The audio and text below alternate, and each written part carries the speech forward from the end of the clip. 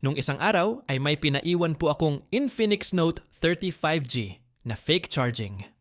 May repair na rin ang motherboard, kaya sa tingin ko hindi nila nakita ang salarin. Mga 30 minuto ko rin pong tin-troubleshoot ang motherboard at ang final result sa aking ginawang diagnostic ay may problema ang charging IC. Kaya ko po muna ipinaiwan ang unit dahil wala po tayong available na charging IC that time. Umorder po muna ako online at ngayong August 17, 2026 ay dumating na po ang piyesa. Kaya agad ko na rin pong ininstall ang bagong charging IC sa motherboard para matest natin kung magiging normal na ba ulit ang charging circuit ng Infinix Note 30 ng ating kliyente. Pero bago po nating ma-install ang charging IC, ay kailangan muna nating linisan ng maigi ang mga pads sa motherboard. Ang ginamit ko po palang pantanggal ng sobrang solder lead sa mga pads ng motherboard ay 2-all Goodwick solder lead remover. Ilalagay ko po ang link sa comment section sa baba para sa mga gustong bumili. At least hindi na po kayo mangangamba na baka hindi tested. Kasi para sa akin, sulit na sulit gamitin ang Goodwick na ito.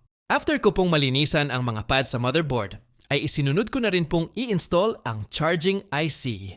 Medyo mabilis lang po ang pag-install ng ganitong klaseng IC dahil sa maliit lang at kapag nabili sa online ay rebold na rin po ang pyesa. So it means ay ready to install na po ito. Pinalitan ko na rin po pala yung lumang thermal paste ng unit at ang ginagamit ko pong thermal paste ay thermal putty. Ilalagay ko rin po sa comment below ang link nito. Naglalagay ako ng thermal putty sa mga nire-repair ko para kahit papaano ay mahibsan ang init ng mga IC dahil ang trabaho ng thermal putty ay i-transfer ang init ng pyesa sa aluminum frame. In that way, kahit papaano nababawasan ang init ni CPU kaya mas nagagawa niya ng maayos ang kanyang trabaho.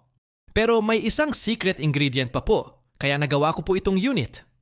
After ko po kasing mapalitan ang charging IC ay hindi pa rin nagkakarga ang unit. Although may nakukuha na akong 4 volts sa output ng charging IC, ay wala pa rin akong nakukuhang 4 volts sa battery terminal. At ang dahilan pala kaya wala akong nakukuhang 4 volts ay dahil sira ang coil na nagko-connect sa charging IC at VPH power. After ko pong mapalitan ang nasabing broken coil, ay heto na po ang resulta. Normal na pong nagcha-charge ang Infinix Note 30 ni client. Maraming salamat po sa inyong panonood. And see you in our next videos.